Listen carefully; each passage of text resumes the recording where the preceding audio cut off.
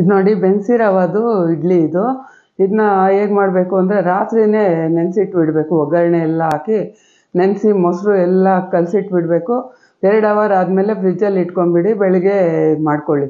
ಇದಕ್ಕೆ ನೋಡಿ ಒಗ್ಗರಣೆ ಮಾಡ್ಕೋಬೇಕು. ಈ ಥರ ಎಣ್ಣೆನೂ ಜೀರಿಗೆ ಹಾಕ್ಕೊಂಡು ಸಾಸಿವೆ, ಜೀರಿಗೆ, ಕಡಲೆಬೇಳೆ, ಈರುಳ್ಳಿ ಸ್ವಲ್ಪ ಫ್ರೈ ಆದಮೇಲೆ ಹಸಿಮೆಣ್ಸಿನ್ಕಾಯ್ದು ಪೇಸ್ಟ್ ಹಾಕ್ತಾಯಿದ್ದೀನಿ. ನೀವು ಬೇಕಾದ್ರೆ ರೌಂಡ್ಗಾದರೂ ಹಚ್ಚಿ ಹಾಕಿ. ಈ ಕರಿಬೇವು ಸಣ್ಣಗೆ ಹಚ್ಬಿಟ್ಟು ಹಾಕಿ.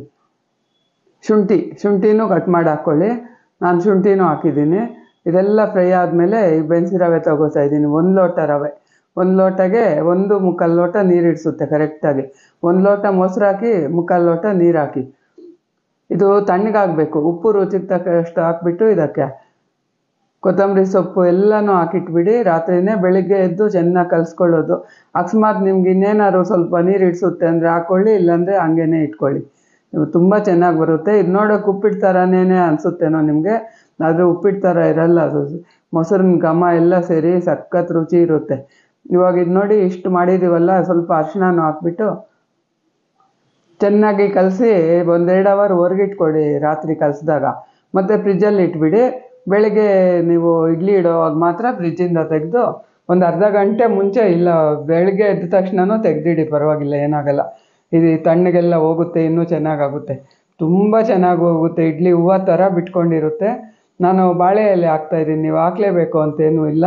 ನೀವು ಹಂಗೇನೂ ಎಣ್ಣೆ ಹಚ್ಬಿಟ್ಟು ಇಟ್ಕೊಳ್ಳಿ ಇಡ್ಲಿ ಪಾತ್ರೆ ಒಳಗೆ.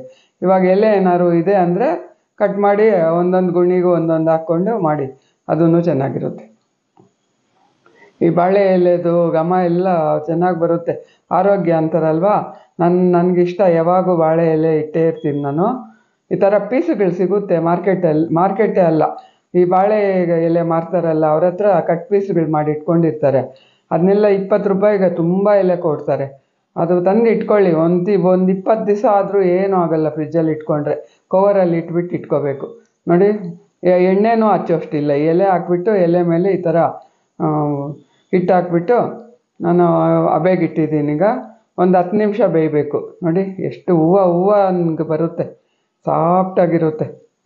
ನನಗಂತೂ ತುಂಬ ಇಷ್ಟ ಆಗುತ್ತೆ. ನಾನು ಮಾಡ್ತಾಯಿರ್ತೀನಿ ಆವಾಗವಾಗ. ನೀವು ನೋಡಿ, ಕೆಲವರು ಚೆನ್ನಾಗಿ ಮಾಡಿ ಫೋಟೋ ಹಾಕ್ತೀರಾ, ಕೆಲವ್ರಿಗೆ ಚೆನ್ನಾಗಿ ಬಂದಿರಲ್ಲ. ವಿಡಿಯೋ ಸ್ಕಿಪ್ ಮಾಡಿಬಿಟ್ಟು ನೋಡಿ ಮಾಡ್ತೀರಾ ನೀವು, ಅದಕ್ಕೆ ಅನಿಸುತ್ತೆ. ಇವತ್ತು ಪಾಪ ಒಬ್ಬರು ಸಬ್ಬಕ್ಕಿ ಇಡ್ಲಿ ಮಾಡಿದ್ದಾರೆ, ಎಲ್ಲ ಇದ್ರ ಥರ ರಬ್ಬರ್ ಥರ ಆಗಿತ್ತಂತೆ. ಆಗ ಹೇಳಿದಾಗ ನಂಗೆ ಬೇಜಾರಾಗುತ್ತೆ. ನೀವು ವೀಡಿಯೋನ ಚೆನ್ನಾಗಿ ನೋಡಿ, ಏನು ಮಾಡಿದ್ದೀನಿ ಡೀಟೇಲಾಗಿ ಹೇಳಿರ್ತೀನಿ.